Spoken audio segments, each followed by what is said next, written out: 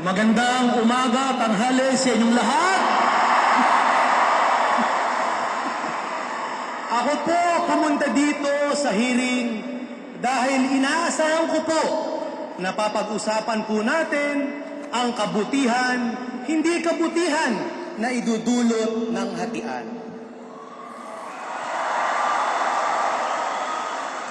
Dalawang oras na po ako nakikinig. Ang pinag-uusapan, personal na atake kung sino-sino pa. Bago ko po depensihan ang kabutihan ng probinsya, kailangan iangat ko ang pamilya Villafuerte. Ang sabi ng mga tao, gusto nilang gobernador John Lloyd Cruz. Ang gusto nila, guwapo ang isip, guwapo ang tataramon, at higit sa lahat, guwapo ang puso. Hindi po nadadaan sa lakas ng boses at pananakot. Ang gusto ng mga probinsya ng Camarines Sur, pagmamahal.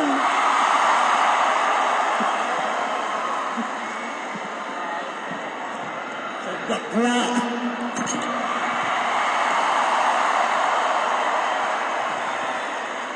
Ang sabi po ng mga nagtutulak sa paghati, malaki ba ang ating probinsya? Congressman Puentevilla, ang ama mo naging gobernador, lumaki na ba ang probinsya ngayon? Ang aking ama po, 15 years, mas malaki na pa noon at ngayon? Bakit hindi po nyo inisip na hatiin noon yung probinsya? Bakit ba? Sinabi nyo, takot kami? Hindi kami takot. Sabi niya, mga congressman, mga mayor, mga barangay captain, bakit takot kayo lumaban sa eleksyon? Ang sabi niyo, pakinggan sila. Makinig naman kayo. Pag nahati po tayo, number 3 na lang po ang Camarines Sur. Totoo po, may water system sa partido, pero napakamahal. Saka may utang na po na 1 bilyon. Isipin po nyo, 10 bayan lang ang utang 1 bilyon at ang nagbabayad kayo lahat. Pinabayaran nyo yan. Dahil basado sa COA report, hindi na sila makabayad. Tapos higing atake kay Governor Villafuerte sa Karamoan. Ako po, 8 taon pa lang gobernador, napasikat ko po ang lugar niyo. 104 years na po kayo, hindi naman niyo pinansin ang Karamoan. Yung mga sinasabing, ito ang gagawin ko pag ako naging binador, sana ginawa nila noon. I love you. Nagtataka ako, palibasa matagal ko nang hindi kinakausap si Governor Elway. Ano ba nangyari sa'yo?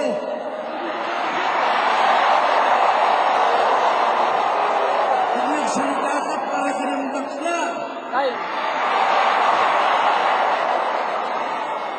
Nakakahiya. Na-influence ka ni Rene Magtoto. Saka si Sosimo Sanyado.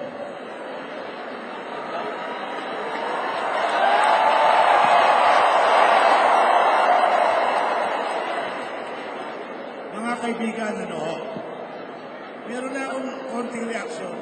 Sabi ko daw sa kanya na huwag ko daw paniwalaan si Congressman Puentevilla.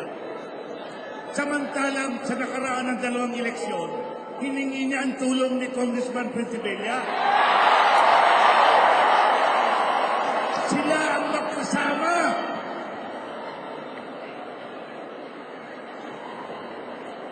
Tapos katabi ko si Nancing Alpilor. Sabi niya na naman, galit daw sa akin si Nancing Alpilor. Nancing, tumayo ka nga.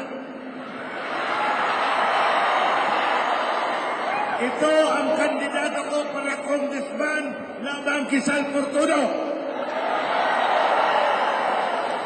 huwag tayo po magsinungaling.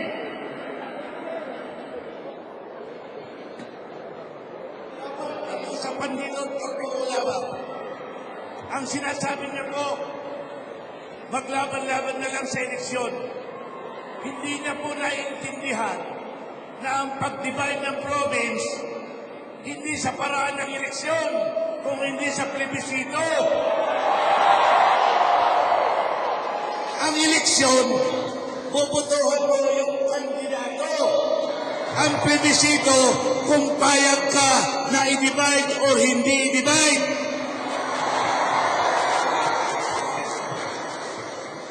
Naniniwala kasi si Governor El Rey sa isang membro ng Sangguniang Panlalawigan na Bar Blanquer. Sabi ni Ato Peña, kaya kontra si Ato Peña sa division dahil ito taga-partido. Pag na-divide, Ato, wala ka na sa eksena. Here we go.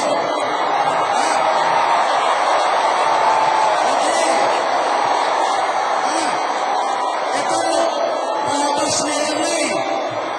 No, kunyari, yayakap-yakap. Pero, lalaban-laban sa ulo. This is my turn. Ano? Ano, nag-apologize ka? Huwag kang sumunod sa tatay mo. Pwede ba din ba sa kabila? 23 years old. Yan ang rekomendasyon ng PR nila. Yan ang rekomendasyon ng PR. Lumapit si Miguel. Lalaban daw sa akin sa pagkagobernador. Nakakahiya ka, Miguel. Sa buong istorya ng Biblia, magmula pa kay Moses hanggang ngayon, wala pang grandson na lumalaban sa ulo. Kunyari, magpapakabay, pero sa likod, tatraidoran ka. Ayaw ko yung ganon. Ayaw ko yung ganon. Dapat sincero ang usapan.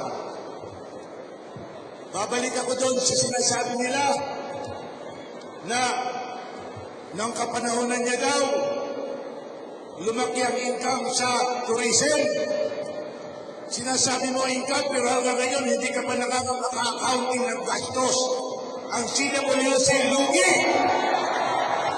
Sabi niya, naging popular ang Karamuan dahil ni Governor El Rey. Bakit nung nakaraang eleksyon, talo ka sa Karamuan? Ang rason, ninegosyo mo ang Karamuan, ang mga tao ayaw mong papasukin. Doon sa Mexico. Yan po ang katotohanan. I love you, Lolo.